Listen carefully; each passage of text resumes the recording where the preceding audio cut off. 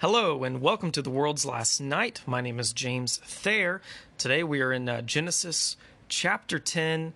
I'm also going to do chapter 11. There's going to be a lot of fast reading, and in fact I might even skip a portion of chapter 11 because we have a ton of genealogies to go through. We're picking up after Noah, and he has had his sons Shem, Ham, and Japheth. And we're going to follow some of their lineages. And then we're going to talk about the Tower of Babylon and finish up introducing our main character, Abram, who would later be called Abraham. So here we go. We're picking it up in verse 1, chapter 10. These are the family records of Noah's sons, Shem, Ham, and Japheth. They also had sons after the deluge. Okay. Japheth's sons, Gomer, Magog, Madai, Javan, Tubal, Meshesh, and Tiras. These are very Jewish-sounding names. Okay, I'm going to skip a lot of this. So we're talking about Japheth's sons, and we're going to talk about some people that they sired. All right, then we have Ham's sons, which were Cush, Egypt, Put, and Canaan. And you remember Canaan was the one that was cursed, the firstborn, cursed by Noah. So then Cush had sons, Seba, Havilah, Sabta, Rama, and Sabtika, and Rama's sons, Sheba and Dedan. Okay, so now we're going to get to someone a little more important. Cush fathered Nimrod, which is just a funny name, who was the first powerful man on earth. So I take that to mean he was somewhat of a king. He was a leader. He had lots of followers. He was a powerful hunter in the sight of the Lord. So some commentators will say this is basically saying he's opposed to the Lord. He was a powerful hunter, opposed to the Lord. I'm not convinced either way, but we'll keep reading. So that is why it is said, like Nimrod, a powerful hunter in the sight of the Lord. His kingdom started with Babylon, Erech, Akkad, and Calneh in the land of Shinar, which I believe is Mesopotamia. But basically, what's interesting is that his kingdom includes Babylon, which is a big player in the rest of the Bible, at least the Old Testament, where it's historically is a very beautiful city, very advanced city compared to other ones. And I'm going to keep reading a little bit. We're down in verse 11, talking about Nimrod. From that land, he went to Assyria and built Nineveh. And Nineveh is our main city we're going to see later on with the story of Jonah and the fish. Jonah is sent by God to preach repentance to Nineveh. I've actually mentioned them before in this podcast. Okay, so Egypt fathered Ludim, Anamim, Lehamim, Zaphtuhim, and a bunch of other people. Canaan fathered all these people. The Hittites, that's interesting. We're in verse 15. The Hittites, it's for the longest time we had zero archaeological evidence of the Hittites, and yet they were mentioned in our Bible. But we actually have, I think it's within the last 100 years or so, discovered archaeological evidence proving the Hittites actually lived, which is very cool. So the Jebusites, the Amorites, the Girgashites, the Hivites, the Archites, the Sinites. You're going to hear a lot of these names actually again, especially, it says down here, afterwards the Canaanite clans scattered. The Canaanites, a lot of these people are settling in what will be the future promised land that God takes the Hebrew people to. So you're going to hear some of these people come up again. Verse 19, the Canaanite border went from Sidon going towards Gerar as far as Gaza, which you've heard of Gaza, the Gaza Strip in Israel, modern day, and going towards Sodom, Gomorrah, Admah, and Zeboim as far as Lasha. Sodom and Gomorrah you're going to have probably heard of before also. These are going to be two cities that God is later going to condemn, and Jesus is going to reference in the New Testament. And in the way he references it is actually very important because he basically talks about how if Sodom and Gomorrah had seen the miracles and signs that Jesus was producing, then they would have repented.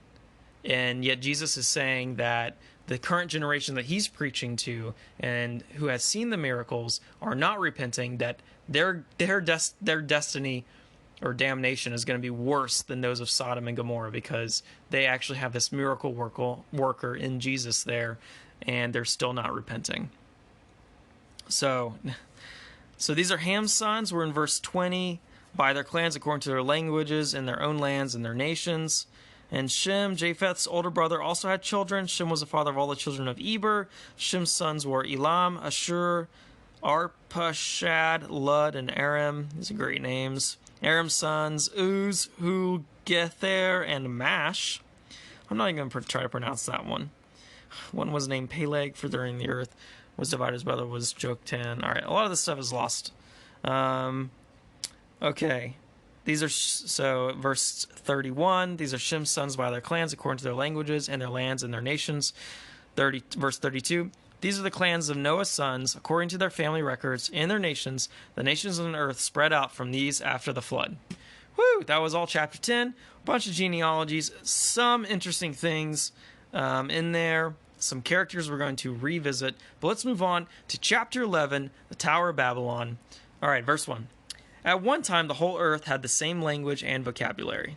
That makes sense. If they all descended from Noah, or, before that, Adam and Eve, you're going to have the same language. So, verse 2. As people migrated from the east, they found a valley in the land of Shinar and settled there. Once again, I think that Shinar, is Mesopotamia. Cool. Settled there. They said to each other, "Come, let us make oven-fired bricks." They had brick for stone and asphalt for mortar, and they said, "Come, let us build ourselves a city and a tower with its top in the sky.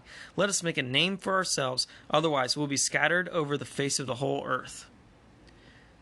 There's a lot of things I'd like to talk about this, and some of it's actually political, and I try to stray from that. But I will say this theologically on that side of things. God told these people to fill the earth, multiply, fill the earth. And yet these people, by chapter 11, we're not that far after the flood, right? They're saying, no, let's not do that. Let's not scatter over the earth. Let's make a name for ourselves. So they're delving into pride. They don't want to make a name for God, right? They're basically doing self-worship. And they're disobeying God directly because he told them to fill the earth. And they're saying, no, we don't want to do that. Otherwise we'll be scattered over the face of the whole earth. So it seems, what's the word I'm looking for? Innocuous? It seems like these people, what they're doing isn't so bad. But if you put it in context of what God has commanded them to do, and you look at the heart behind why they are doing this big urbanization project, they're in disobedience to God, and their heart is about them and making a name for themselves instead of making a name for the Lord, who basically delivered their family from this flood. Okay, so verse 5, God's not happy with this. Then the Lord came down to look over the city and the tower that the men were building. The Lord said, "If as one people, all having the same language, they have begun to do this, then nothing they plan to do will be impossible for them. Come, let us go down there." There's that us again. Interesting. "Come, let us go down there and confuse their language so that they will not understand one another's speech." And so this is a story about why we have different languages. This is sort of the Bible's take on that. God confused their languages. And as such, if you've ever... Okay, here's a good example. If you ever try to build something that you've ordered, and you pull out the instructions, and they're in French, and you don't speak French, yeah, it's that hard to build it. Now imagine trying to build a city with foremen, construction crew, all that good stuff, trying to build a ziggurat. Ziggurat's probably what they're building with this tower, either that or a pyramid. Trying to do that, but everyone speaks a different language, or different clans speak a different language. It makes it really, really hard. So that's the Lord's way of punishing these people for basically their arrogance and disobedience to him. He's going to confuse their language. The Lord said, if it's one people, okay, come, let's go down there, confuse their language. So the Lord scattered them from there over the face of the whole earth, and they stopped building the city. Therefore its name is called Babylon, for there the Lord confused the language of the whole earth. So that's interesting. That's how Babylon got its name. Okay. There's something else I wanted to say about that. Therefore its name is called Babylon, for the Lord confused the language of the whole earth. But I can't remember what it was, so we're going to move on. Cool. And from there the Lord scattered them over the face of the whole earth. All right. Verse 10. Oh, man. More genealogies. These are the family... Oh, okay. The other thing I wanted to say, it's just general. This is sort of political, but it's just in general. Why would God want people to be spread out? I don't know. I don't know the mind of God, but I will say this. When you get married, you're bringing two sinners together to live under one roof. And that's often hard. It's hard because as sinners, you are selfish, right? And you might have habits that are selfish that you do, and that can be grating between those two people unless you are giving deference to one another, laying your rights down, thinking about one another, and actually actively loving each other. You can have a rough marriage. Now, multiply that into a urbanization, a city, where you have tons of sinners, and it only makes sense that you end up having more crime in high urban areas versus rural areas. Because where you have more sinners, you're more likely to have more sin. That's it. That's my thoughts behind why God maybe doesn't want people living in urban centers. Or I'm not saying that I live in Nashville. I'm not saying that's a sin to live in a city. Not at all. But perhaps it was just a way for him to try to keep these people from devolving into sinfulness as quickly. So, people literally poop on the streets of Los Angeles. That's all I'm saying. Moving on.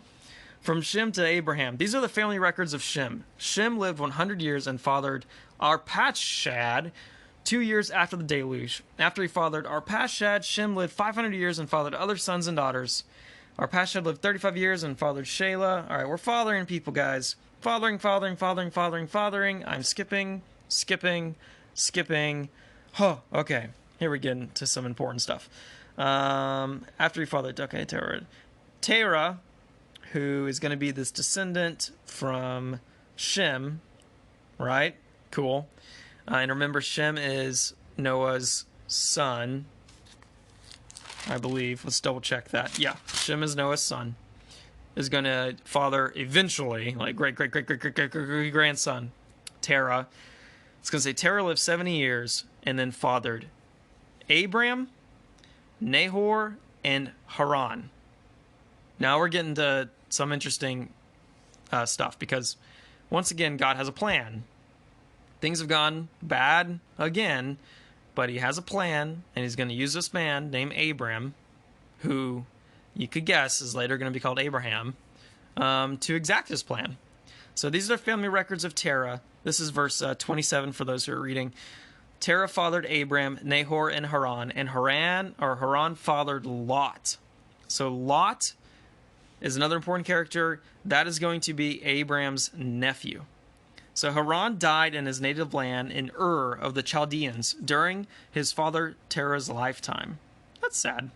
Abram and Nahor took wives. Abram's wife was named Sarai, and she's going to be a character later on too.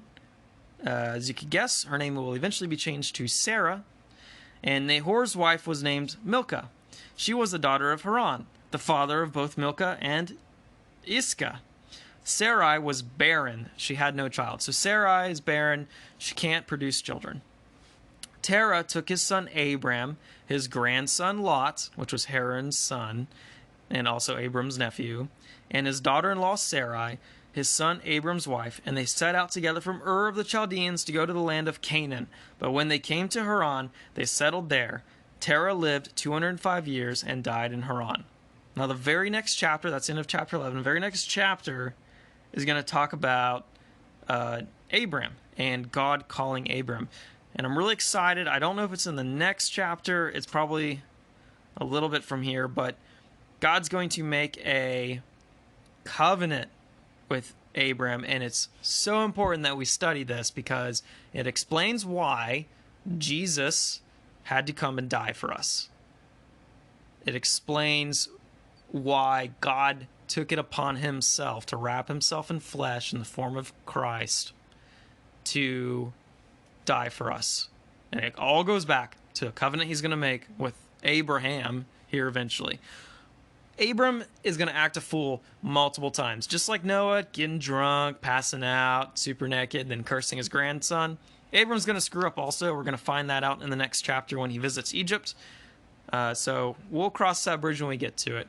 Thank you guys so much for popping into the world's last night. Until next time.